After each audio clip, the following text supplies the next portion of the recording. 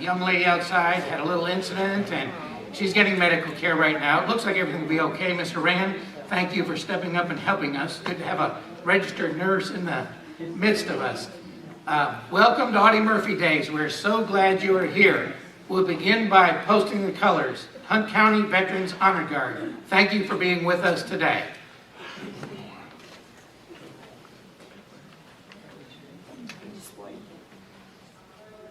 This is a good thing. We're still moving in some more chairs.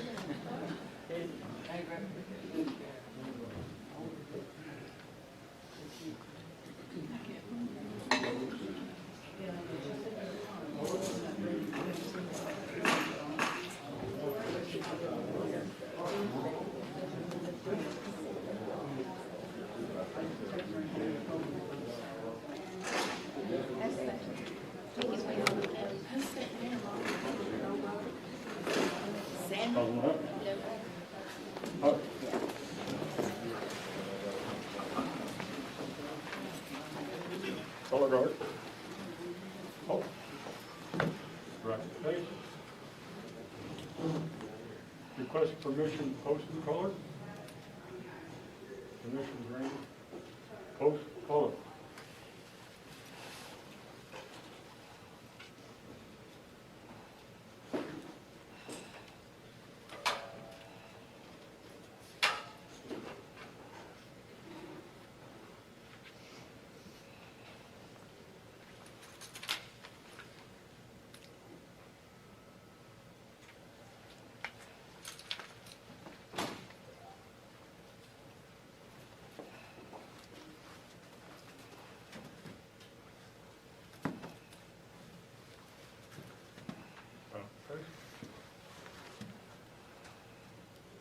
Left face. Mr. Hess, over. Arm. On one.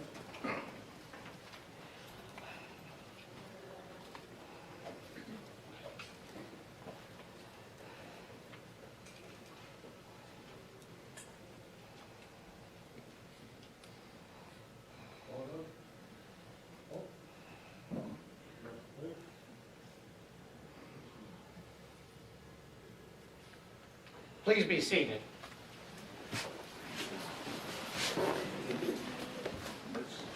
At this time, I'd like to ask Jordan Kramer from Wesley United Methodist Church to come up and give our invocation. Please remember the young lady out front that had the incident this morning. Thank you, Jordan. Absolutely. Good morning, friends and family. I'd like to invite you to take a moment wherever you are this morning, about 5 seconds to close your eyes and take a breath and remember not only our friends and family, but those in our community. Let us pray.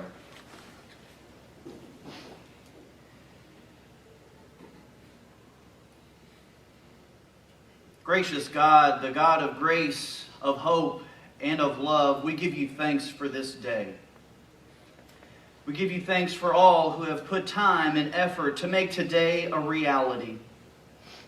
God, we give you thanks for those who serve our country, the sacrifices that they made that we'll never know about. Today we honor them. God, we honor those who serve our community, our police department, our fire department, our doctors, our nurses, and all who support us and our health. God, we lift up a special prayer this morning for the lady outside who is suffering from an injury. God, we ask that you put your hands and your spirit around her, and we ask for healing. May we also remember those who serve, and we remember their spirit and their wonderful example of service through your Son, Jesus Christ, who gave us the greatest example of grace, hope, and love. May we always remember these as we move throughout this day and the days to come in this community. In your name we pray. Amen. Amen.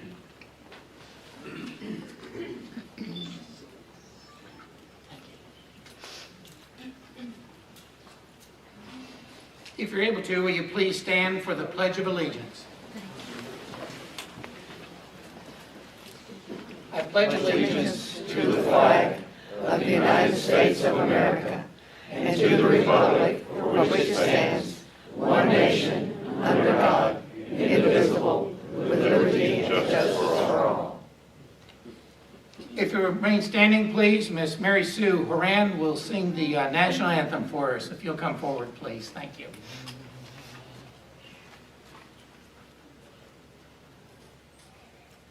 Please join me in singing the Star-Spangled Banner.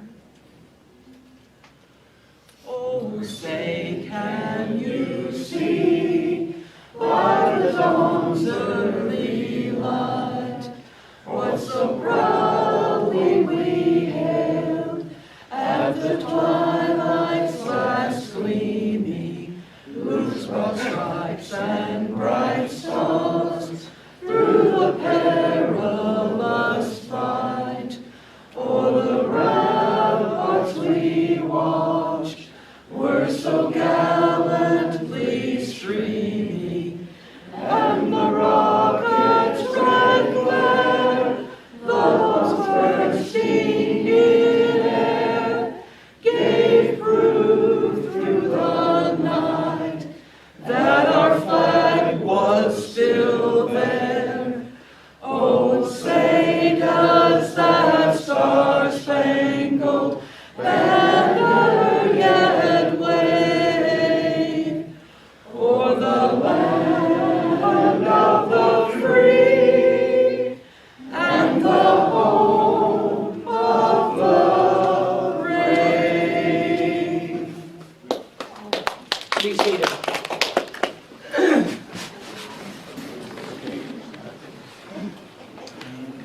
Thank you, Miss Horan. I wanted to make sure I got as far away from that microphone as possible when it comes to singing. At church, I tell them I'll do anything. I'll preach for you, but I will not lead singing for you. Thank you, Miss Horan. That was beautiful.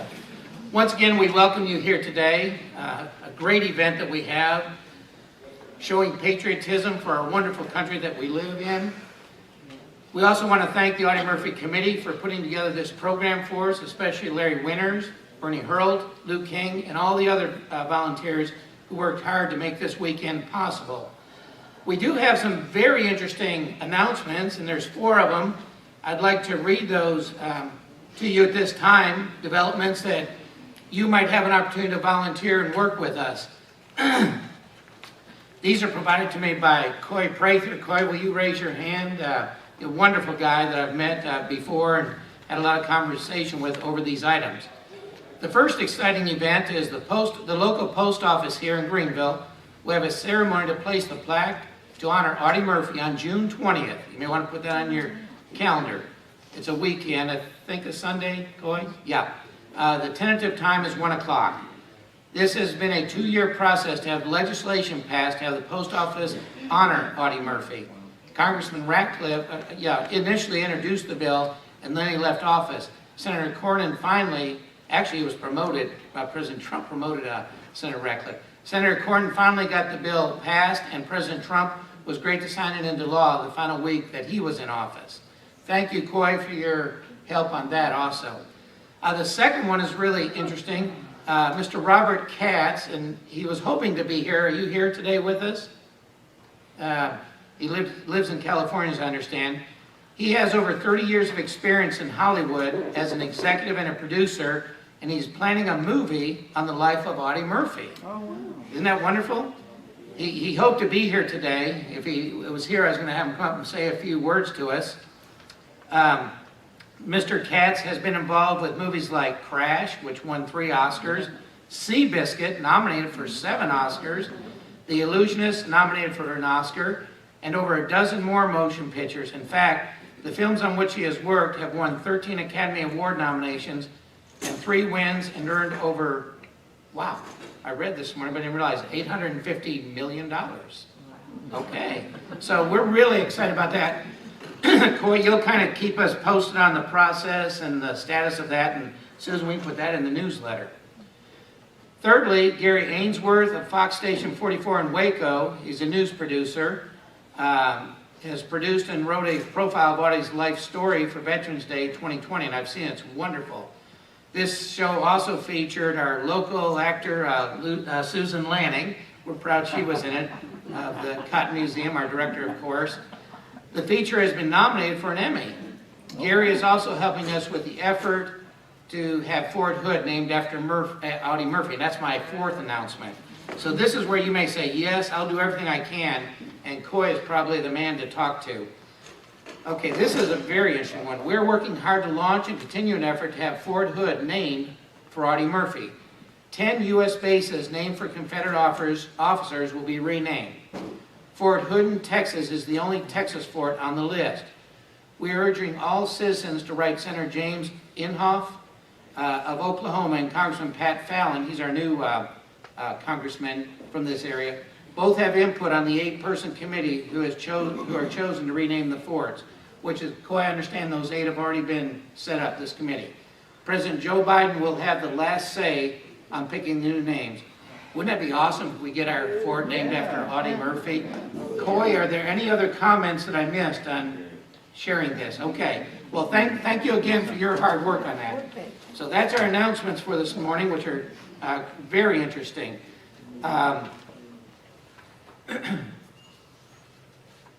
Make sure I introduce the right person, get the right page here, or we'll be having a problem. Our first guest speaker, Marjorie Herrera Lewis. She attended Arizona State University, UT, or University of Texas at Arlington, and Southern New Hampshire University, and received her BS, MA, MFA degrees. She worked as a sports writer for several newspapers, including the Fort Worth Star-Telegram, Dallas Morning News. During her career, she covered both college and professional sports, including Texas Rangers and Dallas Mavericks. Marjorie now teaches media ethics at the University of North Texas. She is an author of the award-winning book, When the Men Were Gone, which is a novel based on the true story of Tylene Wilson, who coached high school football in Brownwood, Texas during World War II. Marjorie is drawn to Tylene's story because of her own career as a sports writer during the time when having women in that field was extremely rare. Please join me in welcoming Marjorie Herrera Lewis.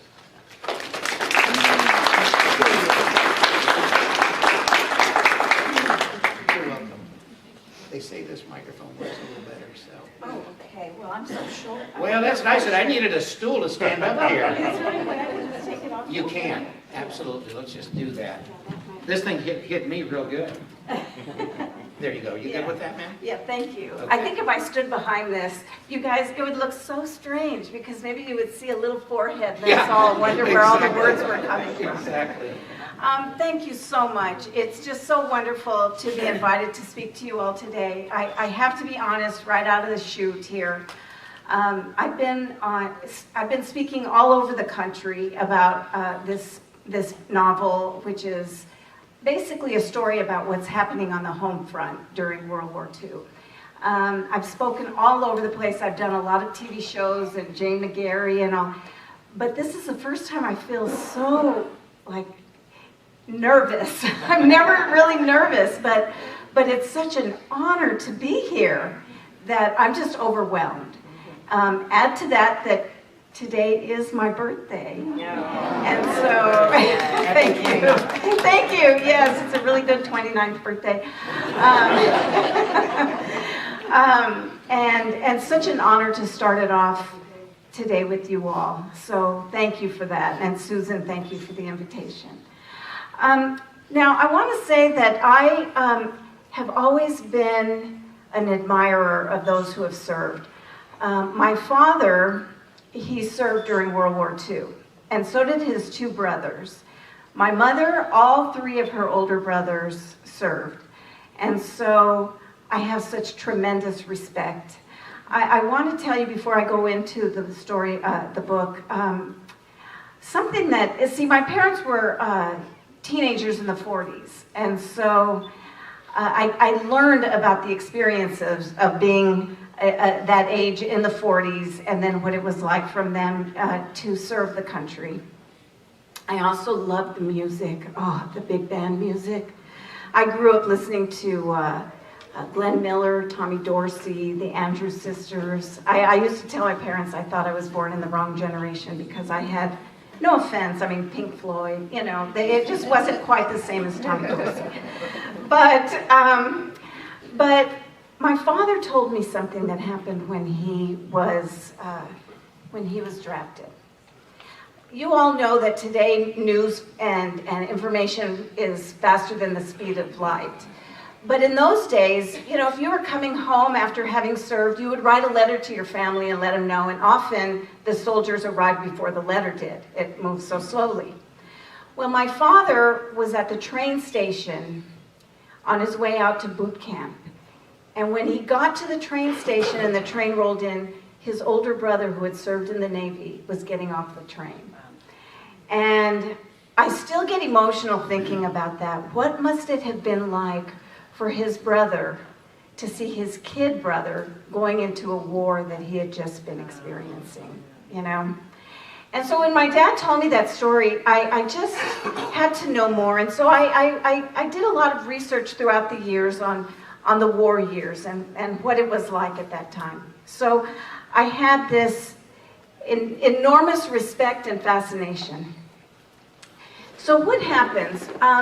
Now, let me go back a little bit, because this book, When the Men Were Gone, is the converging of two things that I love so much. One is football, high school football, and the other is the respect that I have during World War II and what the people did and what the people on the home front went through. But to get to that point, I just want to give you a little bit of a background. I was born and raised in Santa Fe, New Mexico. Now, I got to Texas when I was 12 years old on a vacation because my father was a dentist, and he took us he brought us to Dallas for a dental convention, all 5 kids, mom and dad, and all 5 of us. And we got to Dallas, and after about 10 minutes, I told my parents, people here in Texas are the friendliest people I've ever met in my life. And of course, I was 12, but by that time we had gone to conferences, you know, dental conventions, different parts of the country.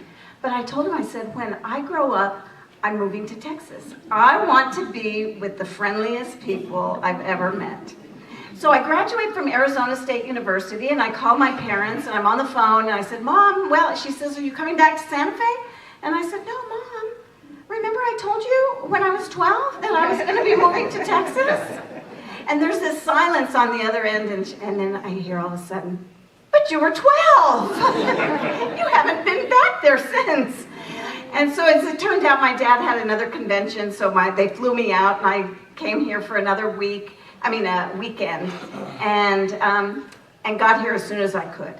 So I've been here now. When you mentioned June 20th, that'll be our 40th wedding anniversary with my husband, the same date. Yes, and so I've been here for 41 years, and it's been one of the best things that's ever happened to me, one of the best decisions I ever made. So I grew up a sports fan, though, because my mom and dad loved sports, and if you look at any pictures of them when they were dating and after high school, they're almost always in a gym.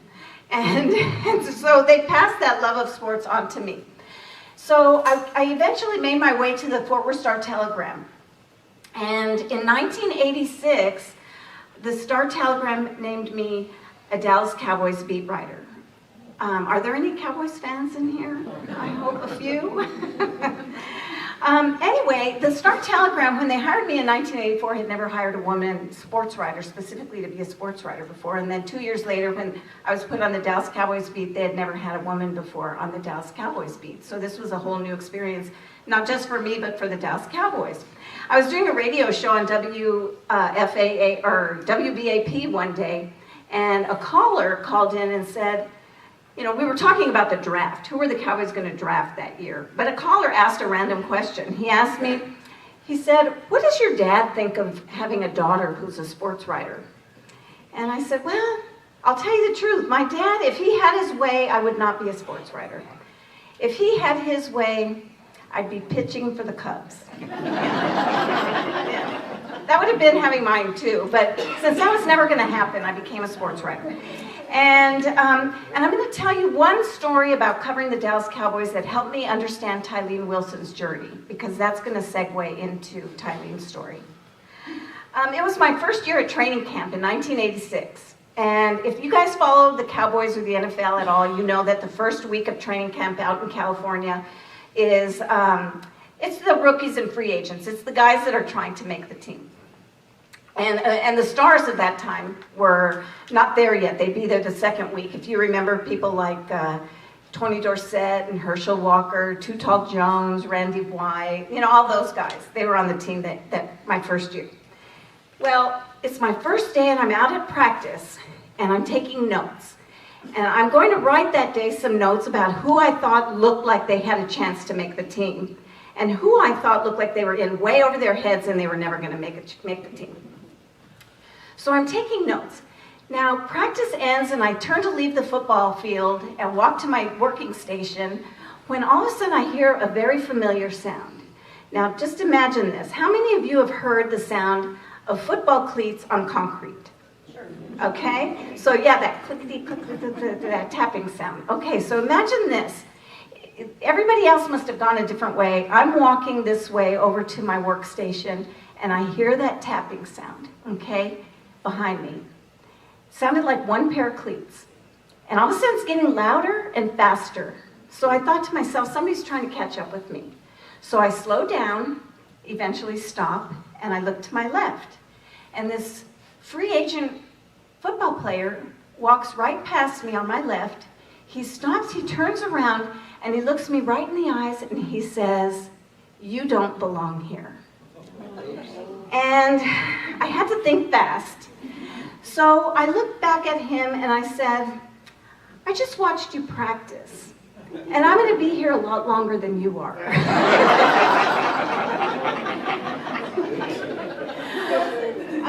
He was cut the next day and I have never seen him again. But okay, so now let's fast forward to 2011. 2011, I go to the allergy doctor because I have terrible allergies. And I had been postponing treatments for 23 years. That's a good long while. I'm fighting my doctor.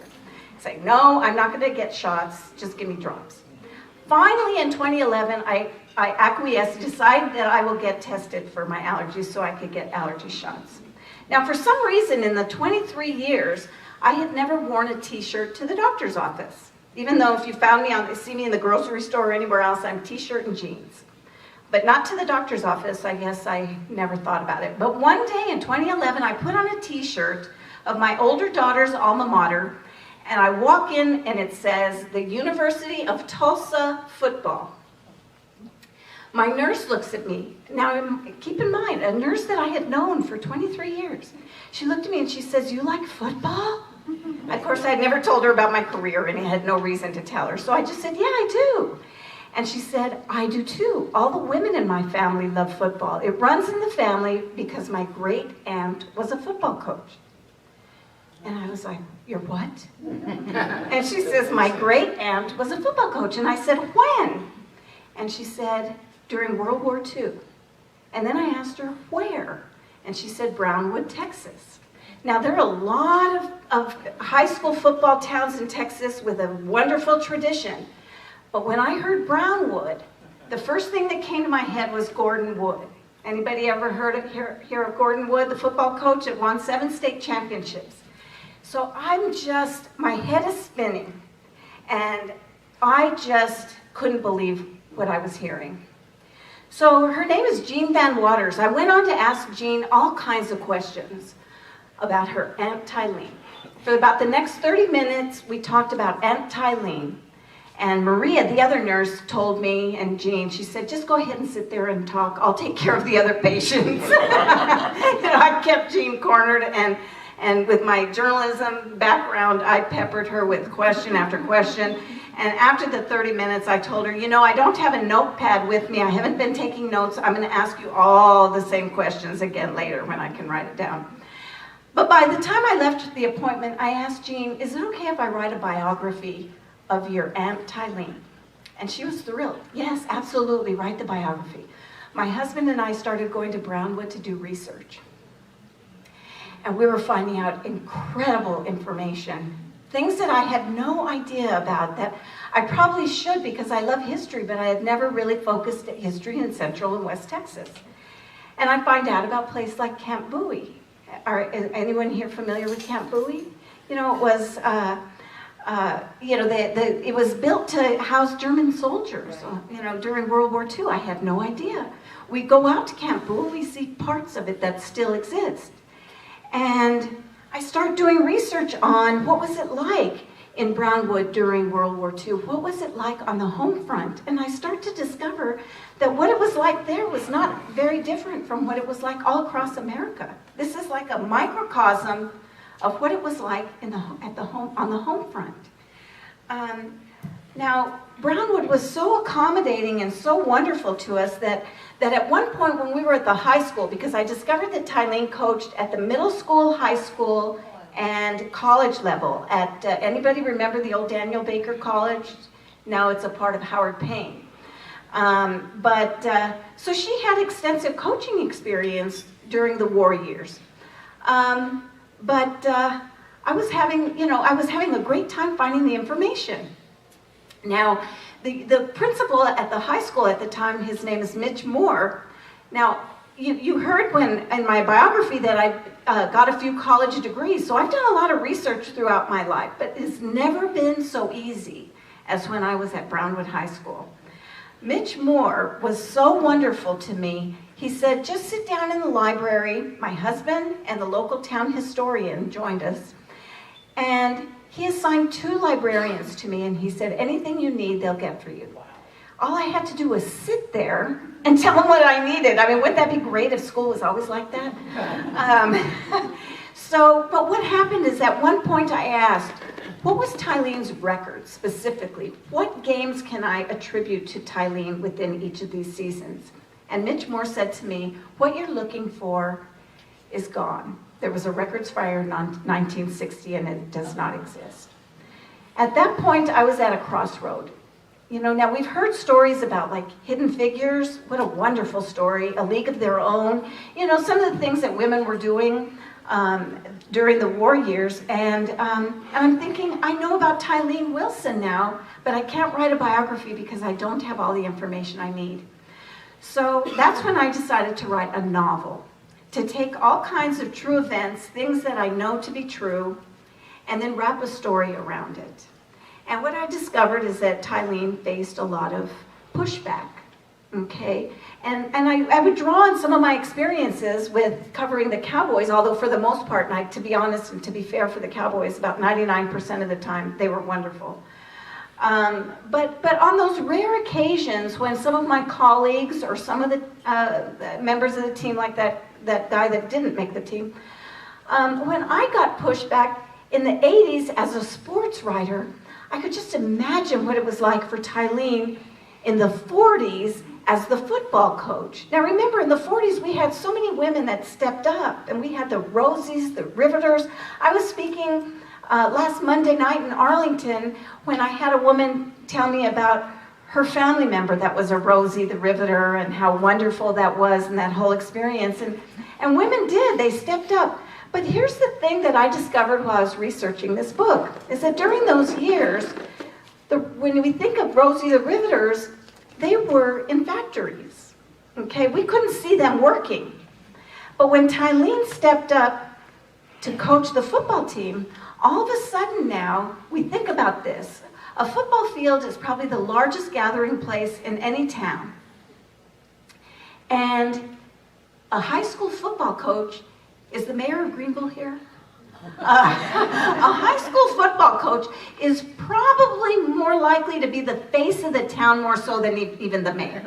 So, now we take this to the 1940s and we have a woman who's roaming the sidelines, okay?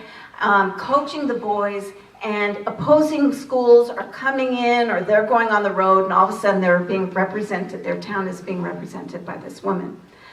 But the thing is that Tylene never set out to be a football coach. She learned football from her father. It was a father-daughter event. It was something very special for the two of them.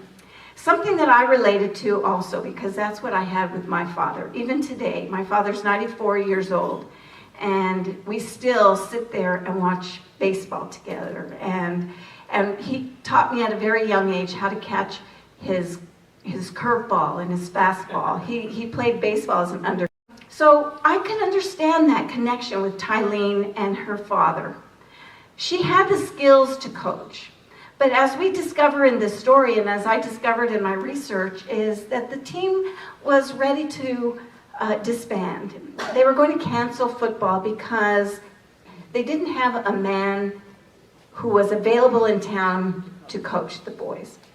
And as a result, a lot of the boys were the seniors were going to leave. They were going to sign up to go serve during World War II. Now, they were not 18. How many of us know people who were younger than 18 that still served, that enlisted? Because at that time, people sometimes would lie about their age, and you didn't have to prove the way that you do today. You know, you just walk in, how old are you? 18, okay. Or other times the parents would sign up and say, well, he's 17 or he's 16, but we approve, and off you go. Well, Tylene, in her efforts to find a football coach, she wanted the boys, she was very, very much a patriotic American. She wanted the boys to go off to war, but not until they were men. And so she wanted them to finish their childhood. And the only way that they would finish their childhood would be if they would have a reason to stay besides algebra. And so that was football. So she eventually took over. And this story is a journey. It's a story about what she went through to keep the boys home. There's a backstory about it, but there's also a lot going on in here about what was happening. And this is something that I feel like is a gift, because this book, when I wrote it, people would ask me, how many people do you think will read it? And I said, well, I hope I sell 100 copies, 50 of which are not to my family. Well, in all forms, it's already sold close to 100,000 copies. It's been in multiple prints. It's won about 11 or 12 statewide, national and international awards. It's been translated to foreign languages. It's in 27 countries. And the producer of the movie that won an Oscar for Best Actress for the movie Still Alice, and it came out a few years ago, she's in the process now of bringing my book to film. So, and thank you. And one of the things I'm most excited about too is that next month I'll be giving the speech in Brownwood at the Brown County Museum of History, where Tylene will now be included. I mentioned Gordon Wood earlier. The Gordon Wood Stadium, the football field now, has the Tylene Wilson room at in the press box. That's good. Yeah, so her legacy to me is so important. But one of the things that is so important to me too, as this book has been out into the world, is that we're not only finding out about this incredible woman, we're also finding out about what happened on the home front at that time. And I've spoken to schools and universities and the kids, you know, from 7th and 8th grade through high school, through graduate school. And I just love when I come in and I speak to them and they ask me about the sacrifices that people were making. I want to read a paragraph or two, just a couple paragraphs here on a little bit on the sacrifices where you can see this. Let's see. Let me just start here. This will be brief. And maybe you all will remember having learned about this, but the Brownwood Boy Scouts sponsored drives twice a year. The drives tended to uplift the community, providing an opportunity to contribute to the war effort, something other than sending their sons and fathers off to battle. 2 years earlier, the Boy Scouts were sponsoring drives that included, here I'm skipping around a little bit. They were brought on by labor shortages that resulted in reduced quantities of virgin pulpwood. Paper products were needed for several purposes, including boxing of K-rations, artillery shells, canned goods. Metal was needed for building airplanes. You know, they were, you know, if you recall the tire shortage, the rubber shortages, things like if you had a car and your tires got threadbare, you were either taking your life into your own hands if you drove it, or you just didn't drive. You know, there were so many things, but here's one more that I want to read to you because this is a thing that is really heartbreaking to me. This is a scene where Tylene and her assistant coach are driving to a pharmacy to get some things for the football team. You know, some things like first aid supplies and that kind of thing. And I'm just going to read a little brief piece here. But this is also some information that I found to be true from Tylene's family, what she said about the boys on the bicycles, that nobody would make eye contact with them because they didn't want them to be looking for them. We made a turn onto 4th Street, a tree-lined, narrow road of modest wood-sided houses, bicycles in nearly every yard, either leaning on the porches or laying flat on the lawn. I was accustomed to seeing the bicycles in the yards, but 2 caught my eye. Army brown with red seats. Official military bicycles used for dispatch and messenger services and typically mounted in town only to dispatch devastating news to families. Everyone was known to avoid eye contact with the soldiers on the bicycles. These bicycles were parked in front of my dear friend Ida May's house. See, there was just so much suffering, so much grief. And so Tylene, she knew that if she could coach the team, that at least every Friday night for 3 hours in the fall, everybody could forget about what was happening with their families, with the country, what was happening, and they could just celebrate the time together. So on the home front, she was an incredible, incredible human being. And I'm just grateful that I got the opportunity to bring her story to the public and the opportunity to speak to you all about her today. So thank you.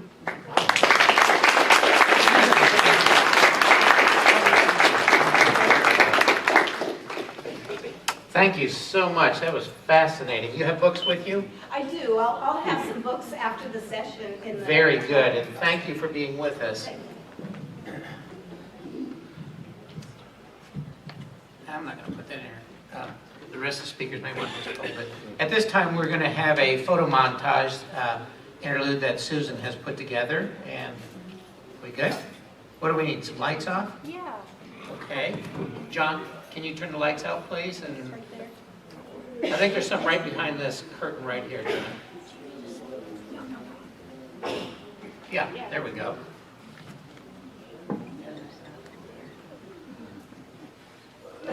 There's a light switch right there. There we go. Good. Okay.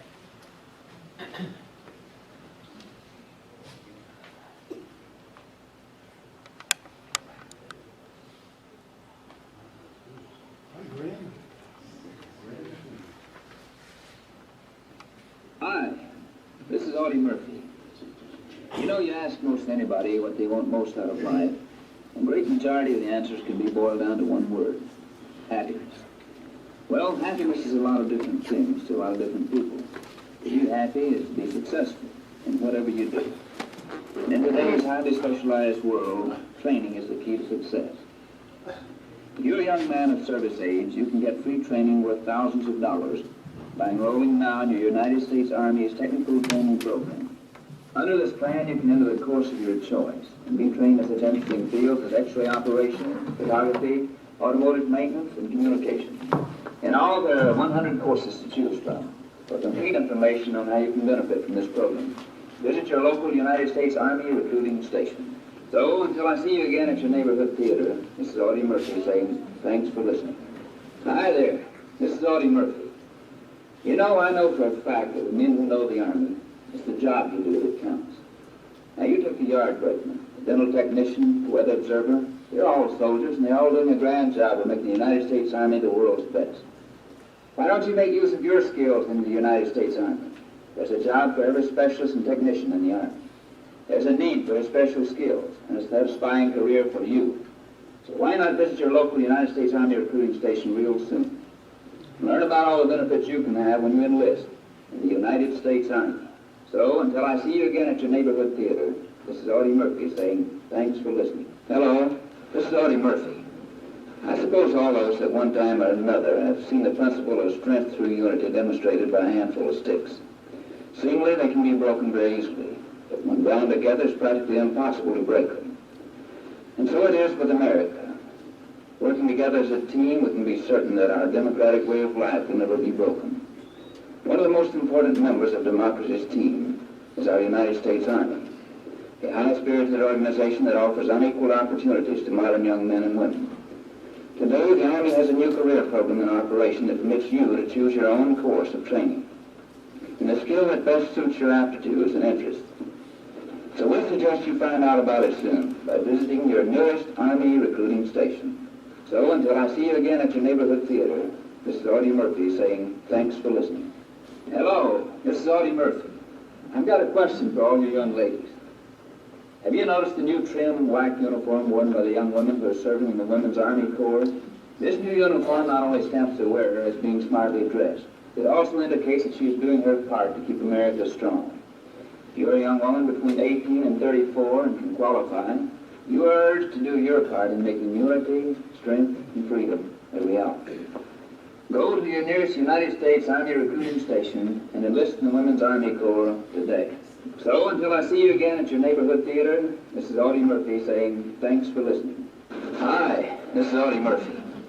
In the world of music, the melody plus a good arrangement and a good performer most often determines a song's success. Whatever occupation you choose, training and teamwork are the reasons for success.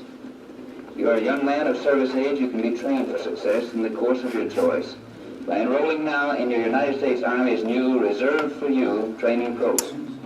There are 100 courses to choose from, in such fields as radar, guided missiles, automotive maintenance, and the medical services. But these are only a few, and if you act now, you can make your application and rest assured that you will have a class space set aside in your name. If you're a high school graduate, we suggest you investigate this outstanding opportunity right away. For complete information, visit your nearest United States Army recruiting station. Team up with the Army and you team up with success. So until I see you again at your neighborhood theater, this is Audie Murphy saying thanks for listening. Hello there, this is Audie Murphy. You know, I've always found it to be true that a man with a good eye to the future makes a good soldier. That's why so many bright young men are joining the United States Army now. For Army life is an exciting career. There's plenty of room at the top. Today, American soldiers get the finest technical training in the world. Every man is a specialist, a master at his job. And the Army sees to it that every man is trained to do his job right. Because the Army is growing so fast, today's soldiers are being promoted fast. They work hard, sure, but the rewards are well worth it. The Army needs healthy, intelligent men from 18 to 34. If you've got what it takes, think seriously about an Army career. Stop in at your nearest United States Army recruiting station today. Get all the facts about what the Army has to offer you. Remember, complete information without obligation. So until I see you again at your neighborhood theater, this is Audie Murphy saying thanks for listening.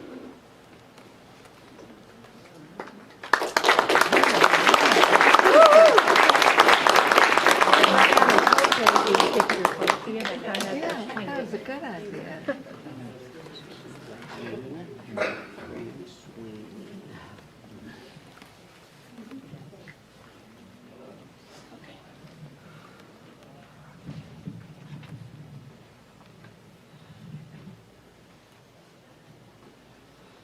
Thank you for your work on that, Susan. That was excellent.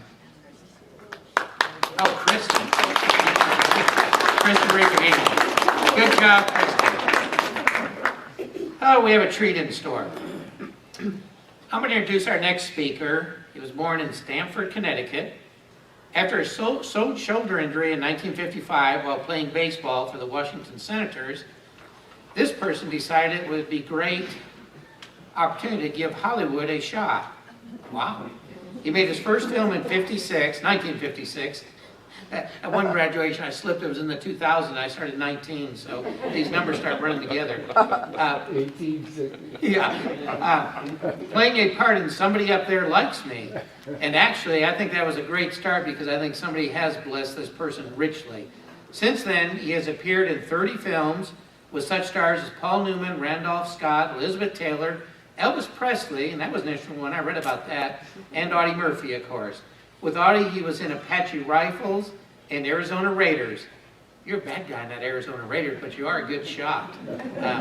In addition to movies, he also has been a guest star in 150 television shows, including Get Smart, Knots Landing, My Three Sons, Perry Mason, Bonanza, Cheyenne, and Star Trek. He also hosted his own radio talk show. It's a big deal what he's done here, and hopefully he'll briefly mention that, on which he interviewed some of Hollywood's biggest stars. Since his last visit to Audie Murphy Days in 2012, it doesn't seem like it's been that long, he's also written 2 novels, Winter Hawk's Land and 6 Road Home. You know, Susan and I picked up this couple at the airport, and what was fascinating to me, our discussion, I already knew how wonderful these people are, but not just these accolades of having been blessed with all these wonderful things, but you start asking him questions, and he talks about the characteristics of Audie, and I said, do you know Cheyenne? He said, oh, you mean Clint Walker, right? And I said, well, yeah, I do actually mean Clint Walker. My wife and I watch every day, and he said, well, you know, he was a wonderful man, and I spoke to him about 10 days before he passed away, and I'll tell the story that our speaker told me is during between sets, they had these big spotlights that were big tubs, and he'd go pick up 1 and 2 of them and just start exercising on the set with those. And anyways, I don't want to take away from our speaker, but he's a wonderful man, and for him to understand the inner workings and the actual personality of the people is what I love about talking to him. Help me welcome Michael Dante.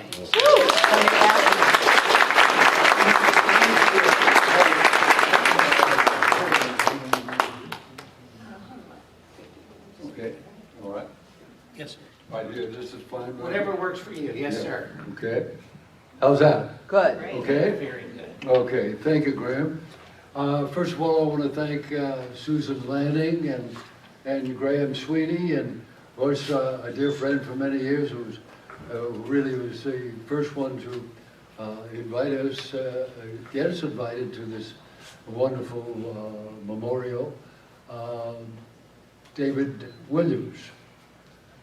So I want to thank him immensely, and thank all of you who are responsible for my presence here today for a great American hero. I want to share, going back to when I was just beginning to become a teenager, like 13, 14, and that was during the war, of course, and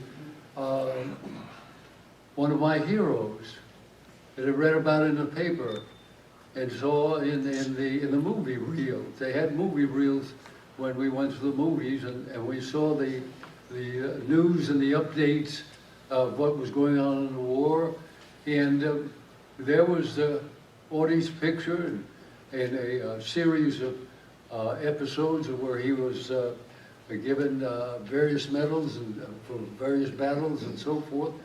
And God, we always went and had a own retinue of 4 or 5, half a dozen about the same age, and we looked at the screen, and he was our first American hero.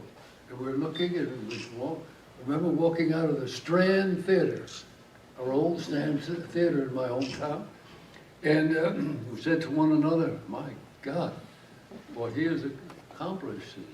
We all lived to say, well, when we're old enough, I'm going to join the army just to be like him. Well, the American dream. Here I was, a teenager, who was dreaming about what he wanted to do with his future, and going to school, and just dreaming, one dream after another, of what I could do with God, with my God-given skills and the gift of life. I said to myself, boy, something. Here I am, just out of high school. I signed a bonus baseball contract. My first team was the Boston Braves. And then segued, I had problems with my arm, and segued to my second love, studied drama at the University of Miami of Florida. There, my roommate was a very good friend of Tommy Dorsey. Tommy Dorsey, I met Tommy and had dinner with Tommy, and he asked what I was doing and so forth and so on, and told me that I was rehearsing, doing a play, and he said, well, my manager and I, Tino Barzi, and I will come and see you perform. And I said, would you? The great Tommy Dorsey? Well, he said, yeah, we'll go out to dinner afterward. Anyway, cut to the chase. Tommy saw the potential in me as an actor, and he admired my baseball skills because he was a big baseball fan. There are two great personalities in my life I was blessed to know that loved baseball more than their own talents. And that was Tommy Dorsey and Nat King Cole. Nat King Cole, they loved baseball. At any time they were in the vicinity of a major league ballpark, they went out and worked out with the parent ball club. That's how much they love it. And all the players, of course, were impressed with their talents, so they had a lovely exchange. But Tommy said, Michael, look, came to the dress rehearsal, saw me on the stage, and afterwards he said, look, and I had an operation on my shoulder. That's how I went from the Brave organization to Washington Senators. And it was a look-see. We didn't know my arm was going to respond to play at a major league level. And Tom said, gee, if your arm doesn't respond, you don't stay with the parent ball club. He said, I would like to arrange a screen test for you at MGM. He said, you have all the attributes. He said, you're tall, you're handsome, you're an athlete, you got a great voice. He said, and you have a great presence on the stage. And I said, really, Tom? I said, yeah. He said, I'm only going to tell you once. I've helped people along my way through life. And he said, but there was just one other man, he said, I did a little bit more for, and he did okay. And his name was Frank Sinatra. So I said, what? I said, you're not putting me in that category. You know, he said, but he's a singer and an actor. He said, but you have great potential to be a star. You have all the attributes. And he said, here's my itinerary. Gave me his itinerary from Florida to the West Coast. Join us anytime. And we're doing the home show at the Pan Pacific Auditorium in Hollywood. I'll be there for 2 weeks. And you join us while we're in Hollywood for those 2 weeks. I'll arrange a screen test for you, and the rest is up to you. I'll only tell you once. You just take it from there. Well, I almost finished spring training. I took 2 weeks leave of absence, and my arm wasn't quite ready, so it was a good time for me to get away, give it a rest, and see what my second love, how I could experience and venture into another dream, an American dream. So I joined Tommy in Hollywood. I tested out at MGM Studios. MGM signed me to a contract, and I never went back to baseball. 30 films, 150 shows later, 1959, and I'm still standing strong as a strong American lover of our country.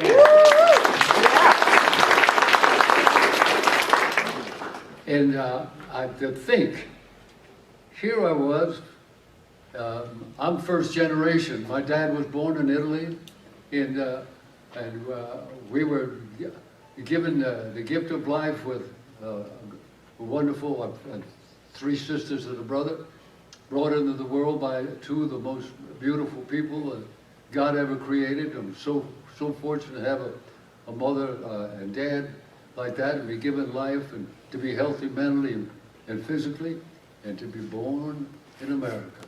Amen. How lucky can a boy, a youngster be?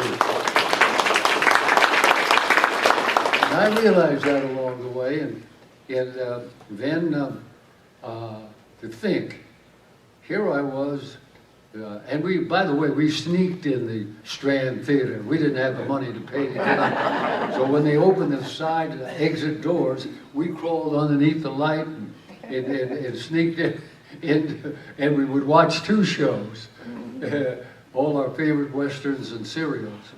So here I couldn't believe the days when we fantasized, and we saw Audie up on the screen and our hero, and to think that my career, I began to work, and that was 19, I was one of they tell me I was the only actor that they knew, male actor, I'm not certain of it, but they tell me only actor who was on the contract with 3 major studios, MGM, Warner Brothers, and 20th Century Fox.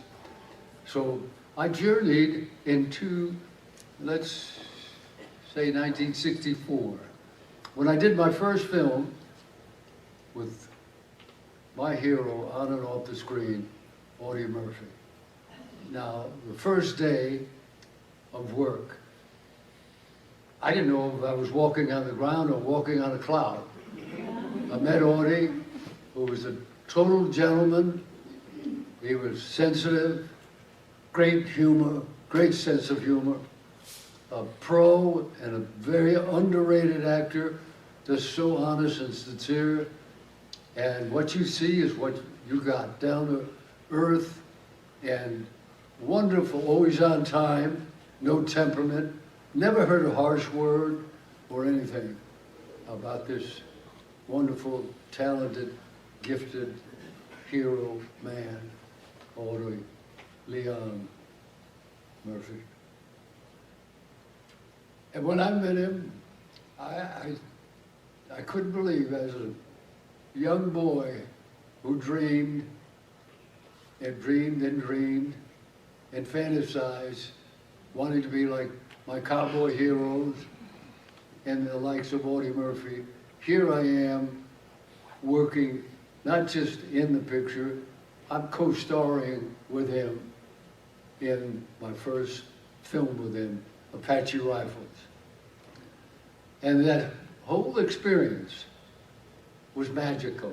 It was like just being on a cloud and just as smooth as possible, highly professional, and of course the picture, we had great reviews, and it only, William Whitney was the director, fine director, and he cast me the following year, 1965, in Arizona Raiders, playing an entirely different character.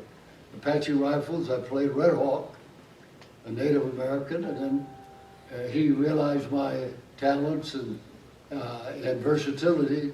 He cast me as a bad guy. And here I am now, my hero, I gotta be a bad guy and try to kill my hero. So, wait a minute. But thank God for motion pictures and fantasy, and what you can do and be a bad guy and be so many characters and be evil and all the negative things and never go to jail. So it was fun to be versatile, to be able to do so many things. But working with Audie was like working with your older brother. As most of us, most people have an older brother, and their older brother is always the hero. It's always something you kind of just looked up to. And Audie, I had that love and passion as a family member, looking up to him as someone very special that God sent us. And how many lives he saved to do what he had done. American lives, even German lives. He captured a lot of the enemy, and brought them in, and they were able to live their lives and go back home after war. So the many, many, many lives that he saved is just something that's not just, you can't visualize and measure. This very special man that God sent to us to share all of what his abilities had to survive. And what was additional tragedy is that a friend of mine, I'll never forget his name was Rod, he had a very peculiar name, a Dutchman, Rod Piffath.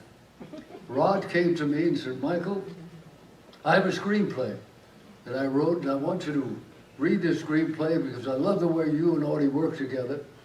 And I think this would be something different. It was a comedy western. And I read it, it was fantastic. It was a corporal in the Salvation Army. Would be played by Audie Murphy, who inherits his uncle inherits a fortune from his uncle in a fictitious town in Arizona, Minerva, Arizona, and he is a corporal of the Salvation Army, and when you inherit that in a organization like the Salvation Army, you have the privilege of becoming the leader of your citadel, in which he has claimed a fortune in this town from St. Louis. So he has to journey from St. Louis to Missouri to Arizona, and meets me along the way, and we become fast friends. He saves my life, and then I save his life, and so forth. It was a wonderful yarn. So I brought it to Audie in his home in Toluca Lake, and he said, "Gee, Michael, this is a good story, a good script." He said, "We'll go to Eddie Small, who was the executive producer on the other two pictures, Apache Rifle and Arizona Raiders, and he'll do this in a minute." He said, "I'll be gone for a couple of weeks, and when I get back, we'll get together and we'll go see Eddie, and we'll get this yarn done." Well, he left, and I never saw Audie again. Unfortunately, it wasn't all my loss, but the loss for all of us, who was our hero. The first time he didn't or wasn't in charge of the situation. He was the passenger in the plane, and he was not at the wheel. And somehow I believe that a miracle would have happened if he was at the wheel.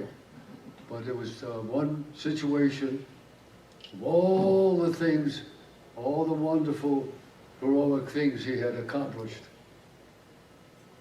He was in control. This, he had no control. The plane hit a mountain, a severe storm in West Virginia, and never got to see him again. And the story was sold to Disney, and Disney changed the whole story around, and it was hardly recognizable from the original script that I had read. But What did it turn into? I'm sorry? What did the screenplay turn into at Disney? It's something that Don Knotts was in. It was a farce. Ours was a situation, comedy western, and it became farcical. Red Hot and Cold Feet, that's it. Red Hot and Cold Feet. I mean, it wouldn't, if you read the script and saw the film, it was an entirely different interpretation, which was their privilege because they bought the screenplay from Rod Piffat. But I of course, dismissed the creative concept of Audie and I working together. And when I saw the Red Hot and Cold Feet, I couldn't believe what they did. It was very entertaining. It was very good. But we would have done it. It would have been entirely different. But I just want to share the wonderful gift that was bestowed upon me by the good Lord to be able to live, dream, and fantasize, and becoming. You know, the whole idea, what I've learned along the way, is to have the privilege to invent and to create. To invent and to create in my profession is something that I thoroughly enjoyed being the recipient of, and the knowledge of to be able to create and invent. And along the way, having to create those two characters, working with Audie, and it was such a huge dream come true. So I'm here to share with you how blessed I was to work with my hero on and off the screen, Audie Murphy. And I just hope that the young people in our world today can read and indulge themselves in learning about our heroes instead of about the negative things that I'm reading and hearing about in our country. I love my family, God, and country, and I'm so blessed that the Lord gave me the gift of life. Thank you for this gift to be here to share with my hero on and off the screen, Audie Murphy. God bless you and God bless America.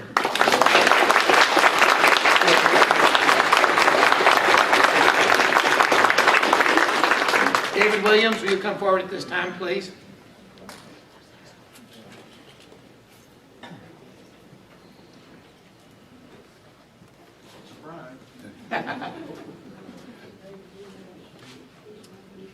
I have a Facebook friend in Scotland who's an amazing artist, and his job is creating Western ebook covers, and he's provided the covers to 11 of my Westerns.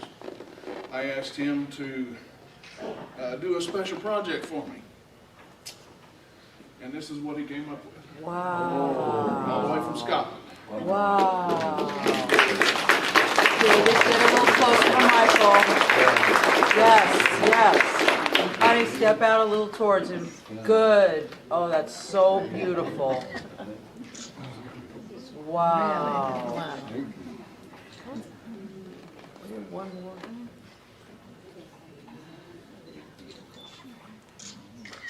Fabulous. Gee. That is beautiful. Thank you, David. Thank you. Thank you for making this possible. Thank you so much.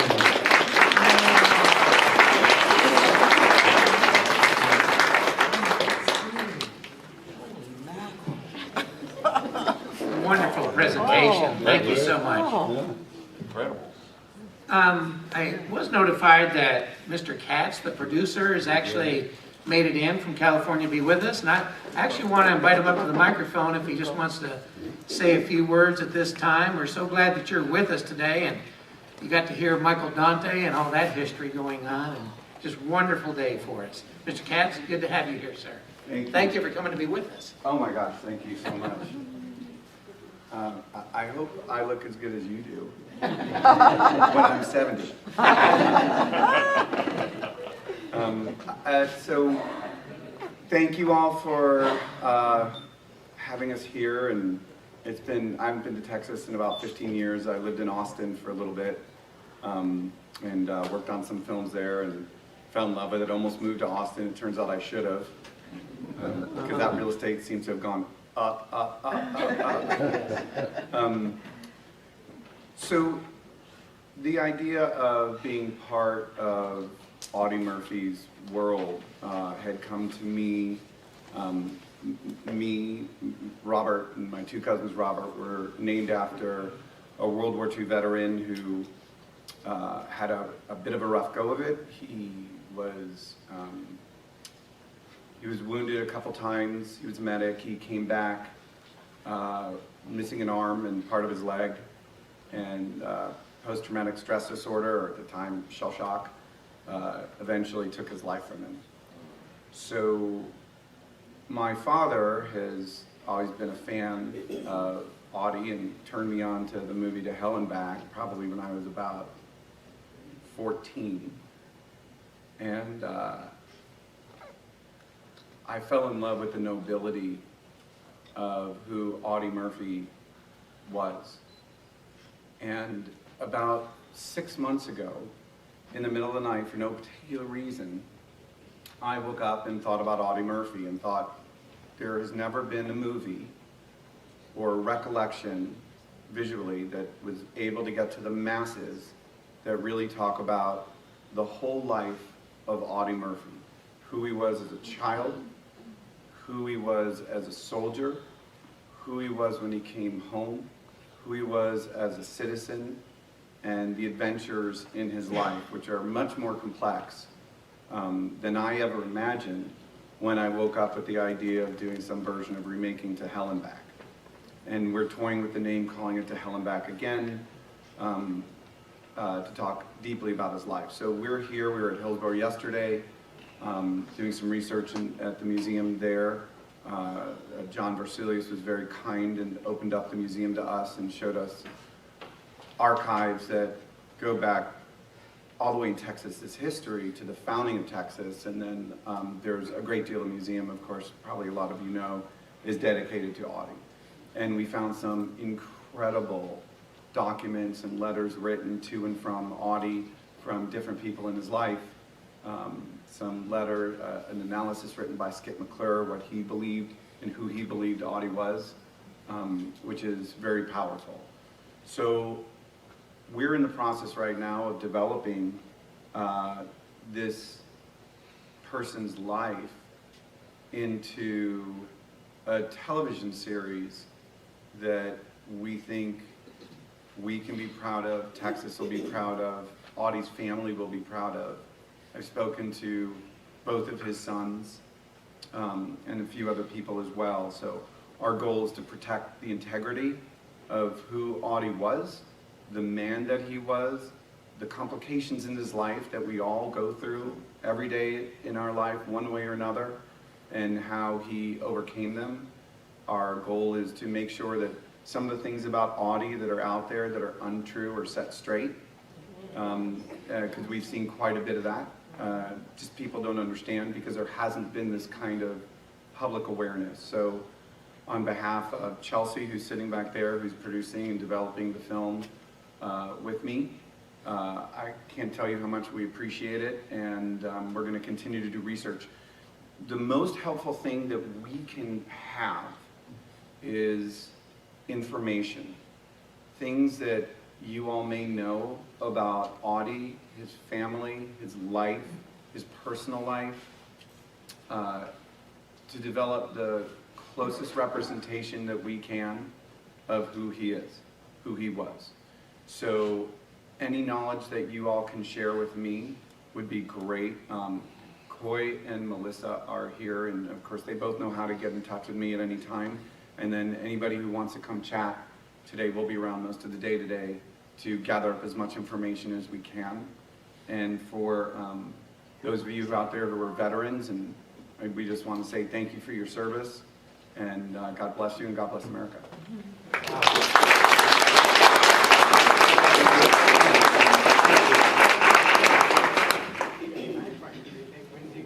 I have a little story for that film for you. I went to the Texan Theater, and Roy Clark was there, and the Herrera family has that wonderful theater for us. And we were allowed to write questions to Roy Clark. And I wrote, did you know Audie Murphy? And he said, did I know Audie Murphy? Of course I did. He hung out at the Western store, which Michael Dante told me is the name of that. Nudi's Western store in Hollywood, I guess, or LA? In the valley, San Fernando Valley. There you go. So there's a personal story there.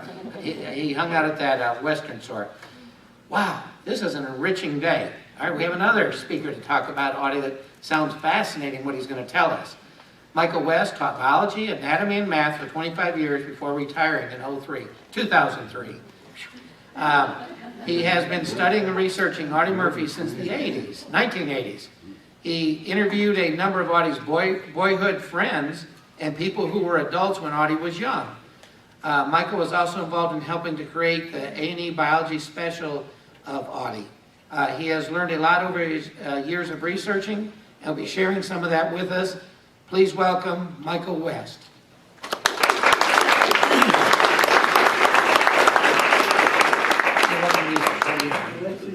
Okay.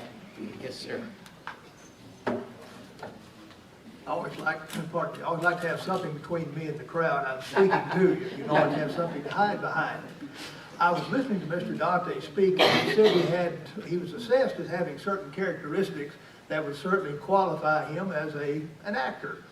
He was tall and he was handsome. I can assure you I have never had to labor under those burdens in my life. When I was born, I was the youngest of 3 children. In fact, my brother and sister were considerably older than me. And when I was brought home, my sister and brother, of course, were eagerly awaiting my arrival. Well, when my sister saw me, she burst into tears. She says, "Mom, will he always be that ugly?" And my mother, doing her best, tried to salvage a bad situation, said, "Let's give him a little while, hon. He'll get better." Well, my brother was sitting there and he was having none of that. He looked at me and he looked at my mother and he said, "Now, Mom, I understand the stork brought him, but I think you left the kid at the hospital and brought the stork home." So I have grown up never being concerned about having such qualities, I assure you. Today is May the 22nd, 2021. I suspect that does not come as a surprise to any of you. I suspect that you're thinking to yourselves, either he is a master of the obvious or he's lost his faculties completely. We have learned that it's also a birthday today, one of our speakers' birthdays. Let me put a plug in for mine. I will be having my next birthday on June the 18th of this year. It will be the 50th anniversary of my 23rd birthday. Some of you are doing the arithmetic, I can hear you. It is a painful fact that in 6 days, May the 28th, will mark the 50th anniversary of the death of Audie Murphy. On May 28th, 1971, Murphy and 5 others perished in an airplane crash in the western part of the state of Virginia. They had left from DeKalb Peachtree Airport in Atlanta, Georgia, on a flight to Martinsville, Virginia. As the flight was progressing, and it went well initially, around 11 o'clock in the morning, they ran into bad weather, and at 11:49, the pilot, Herman Butler, radioed Roanoke, Virginia, for weather conditions. The report that was received was as follows. Ceiling was 1,000 feet broken, 2,500 feet overcast, visibility 3 miles in light rain and fog. Then this little clip, with mountain ridges obscured. These conditions would have proved no problem for a rated pilot who could fly in such conditions. But Herman Lavelle Butler was not so rated. Some 19 minutes later, the airplane would crash into the side of Brushy Mountain near Newcastle, Virginia. The final report concerning the crash made note of the bad weather conditions, but the final sentence is telling. The board, meaning the National Transportation and Aeronautics Board, the board finds that the pilot attempted to continue flight into instrument weather conditions which were beyond his operational capabilities. A side note, on September the 4th, 1988, a plane crashed near Carthage, Texas. For you foreigners, that's in East Texas. 4 passengers and the pilot were killed. The pilot was Marcus Butler, the brother of Herman Lavelle Butler. Wow. Tomorrow is May the 23rd, and it will mark 80 years since the death of Josie Belle Killian Murphy, the mother of Audie Murphy and 11 other children. The last of these children, Nadine Murphy Loki, is our honored guest today. Let us move back in time to May the 22nd, 1944, 77 years ago.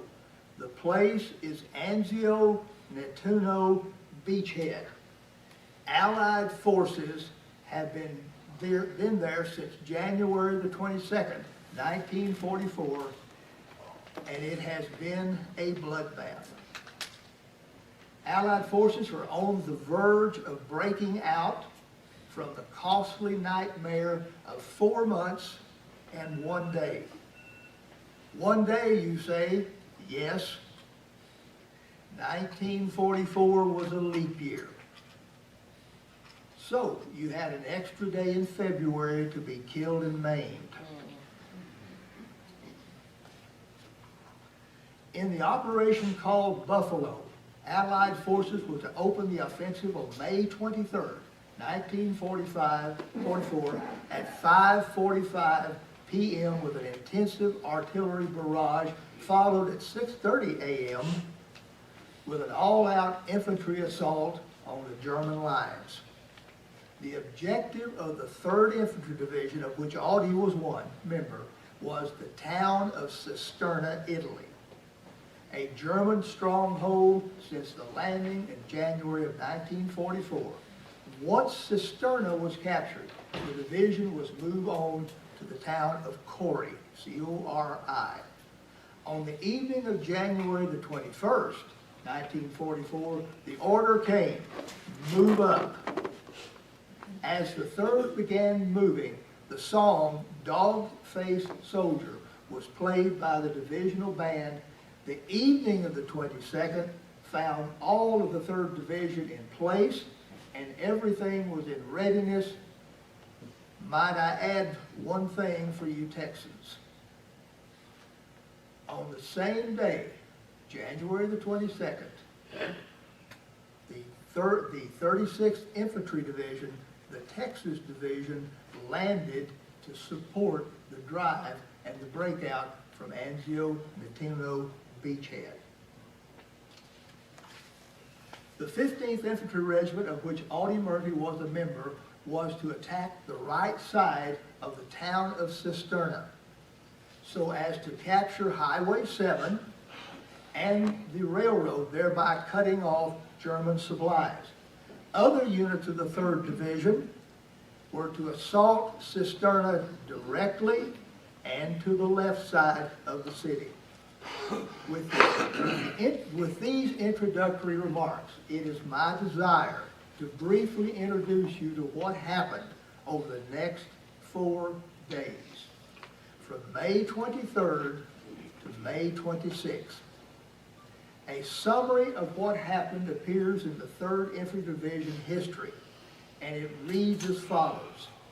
The division's frontal assault and breakthrough was a monument not only to the excellence of planning and coordination at every level, but also to the indomitable spirit and the sheer fighting ability of the troops.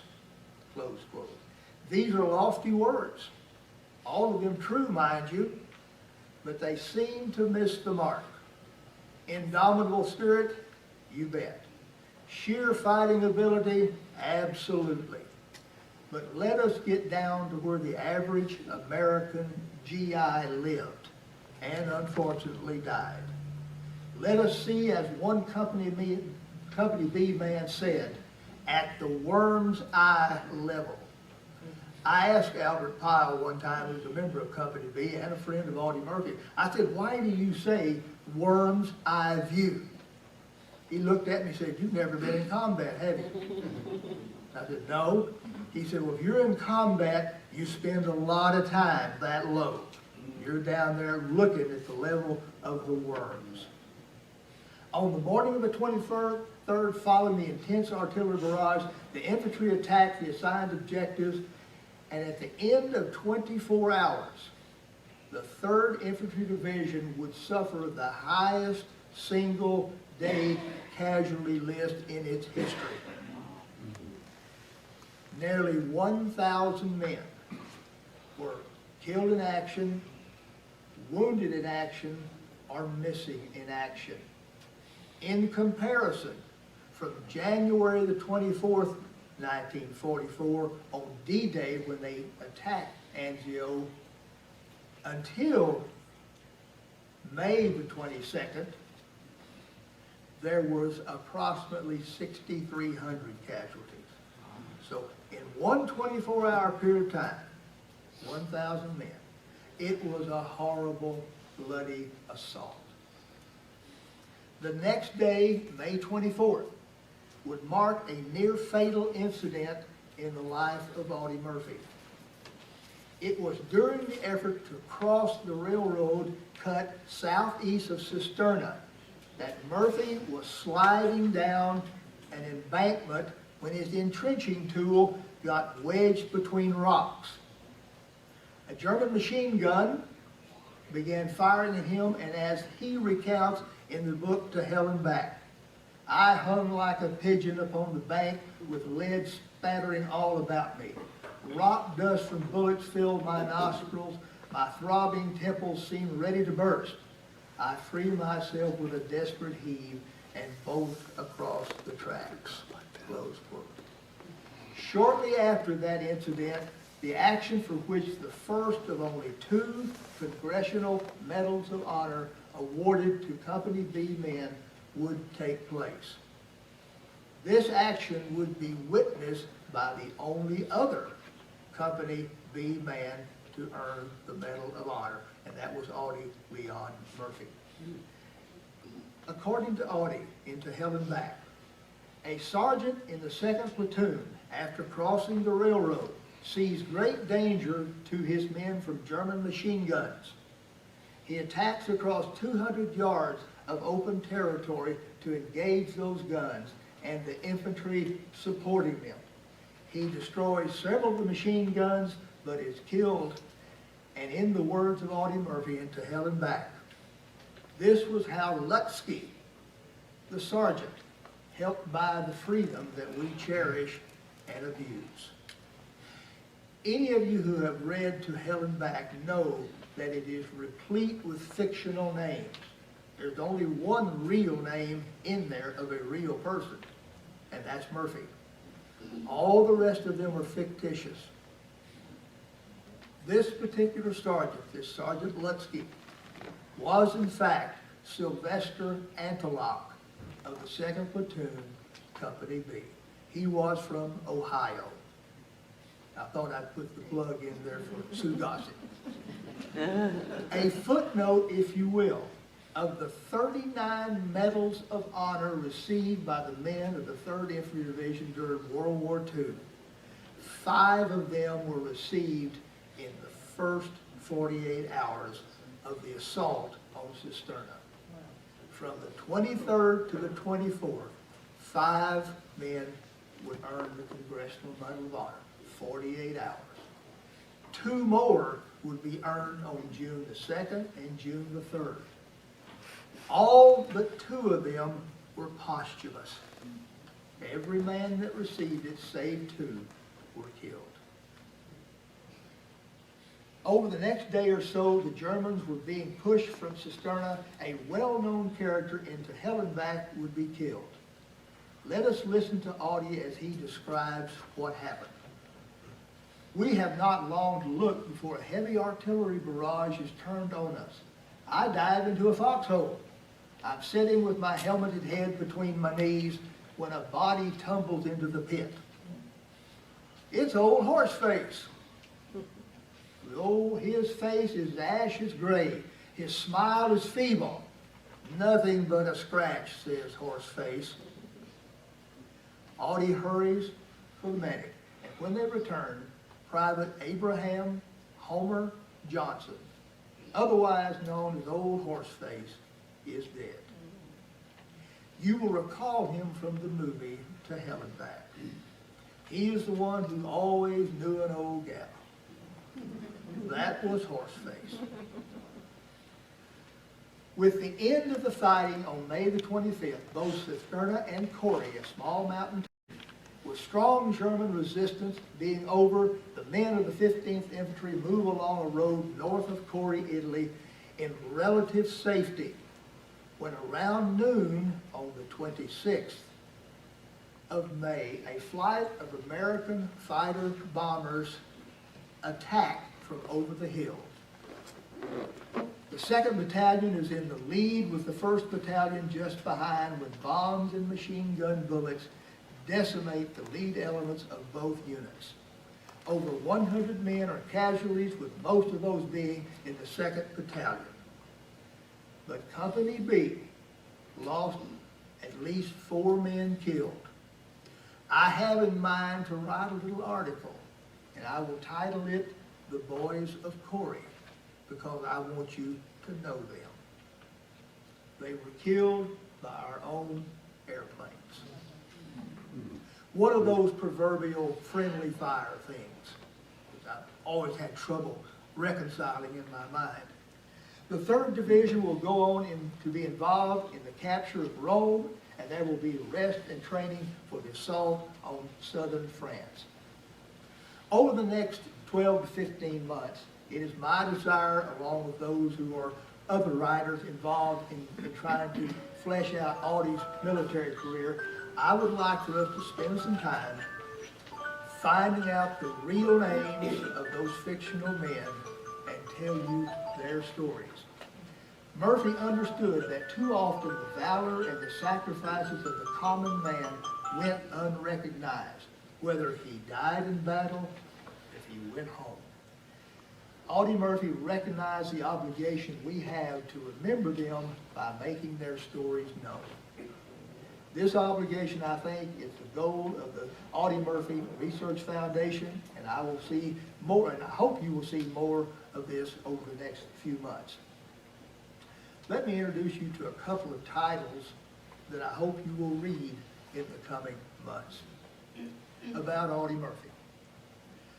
Come quick, Pat fell off the water tower. Or maybe not. There goes old Leon. Audie, the cloakroom, and Miss Myra Nell. Or the day Audie Murphy met Miss Myra Nell and lost. Finally, let me encourage you, if you don't already do so, go to the website of the Audie Murphy Research Foundation. Lots of good stuff is coming out. Even mine is there too.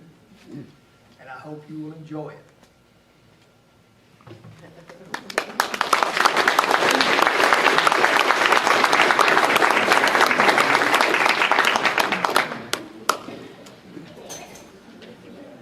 We're going to invite the color guard to come forward again and stay seated. Forward. Well,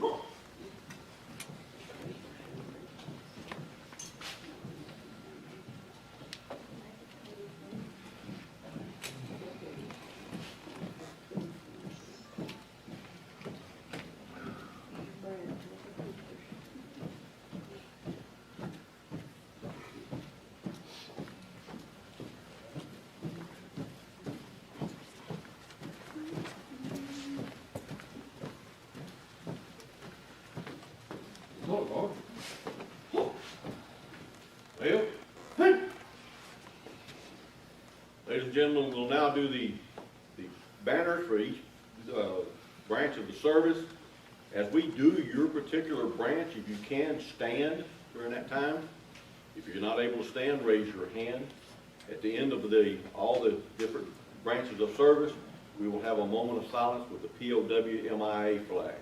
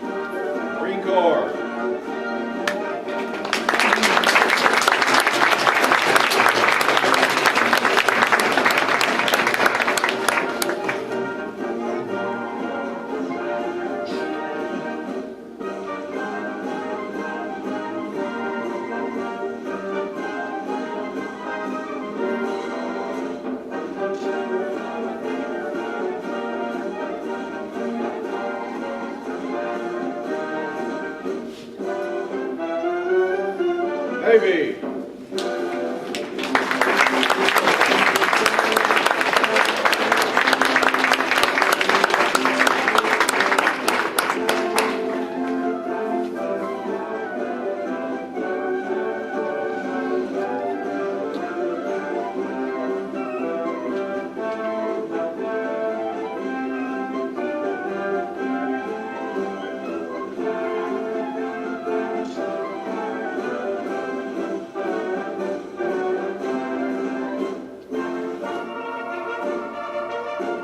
Coast Guard.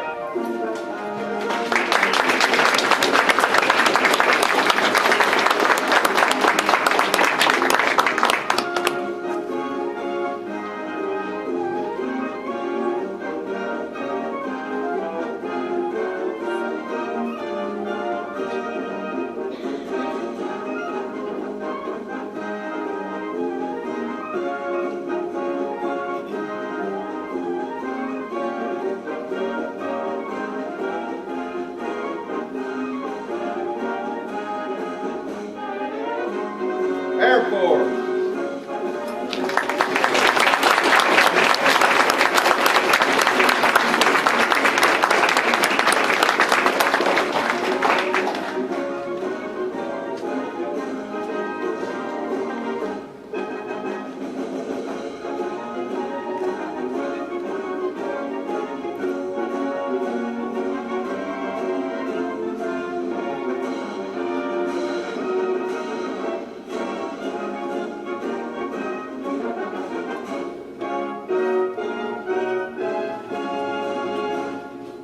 Would please have a moment of silence for the prisoner of war and the missing in action that couldn't be here with us today.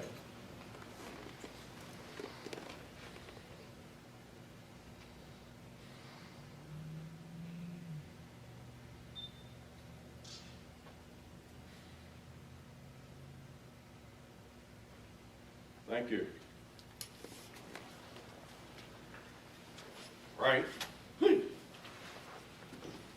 4.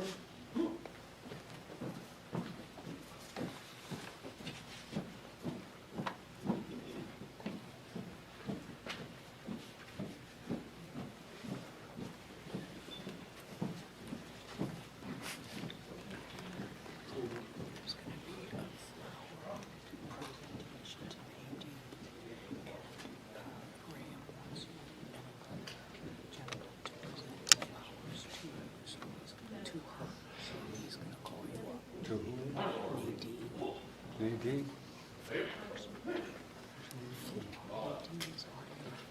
Thank you so much. We do have, before we retire the colors, we do have a special event that we always like to recognize the Audie Murphy family. And if you will, at this time, will you please stand if you're able to? We want to give you a round of applause.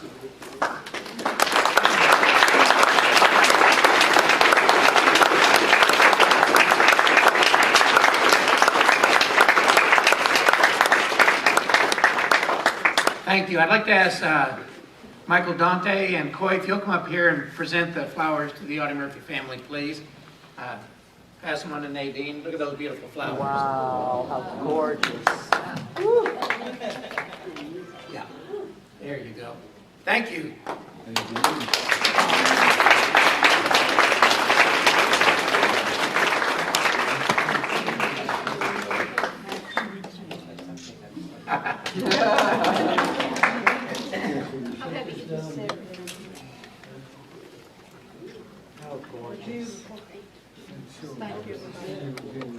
You're more than welcome.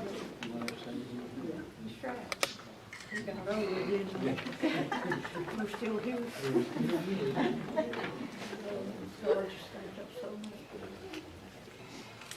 Those are gorgeous. Gee.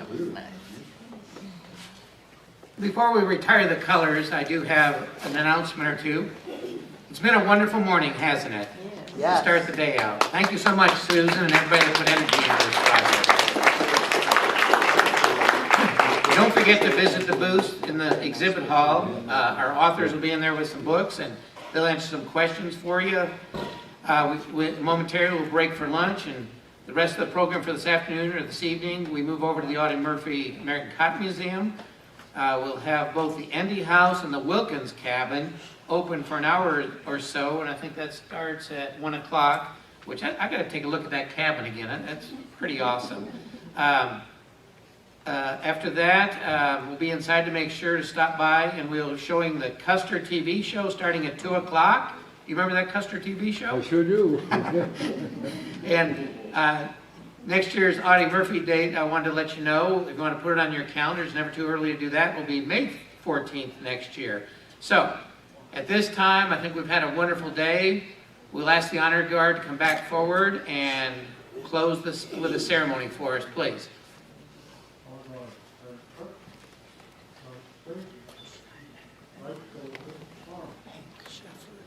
I saw him, did you see? Feel free to stand for this, please.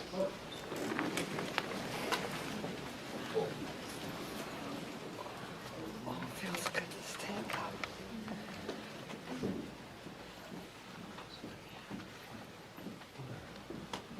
What? What?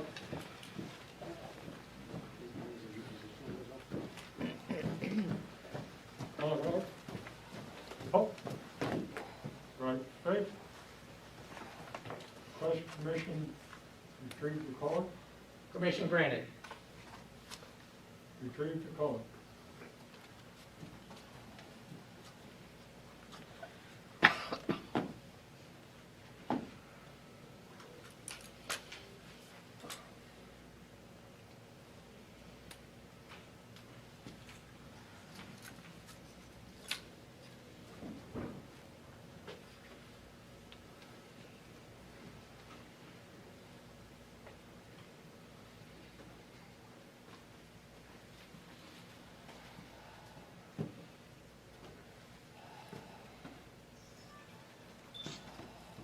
Wheel.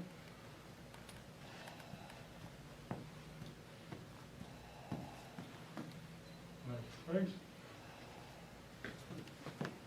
At the half step. Forward. Up. From left. Up.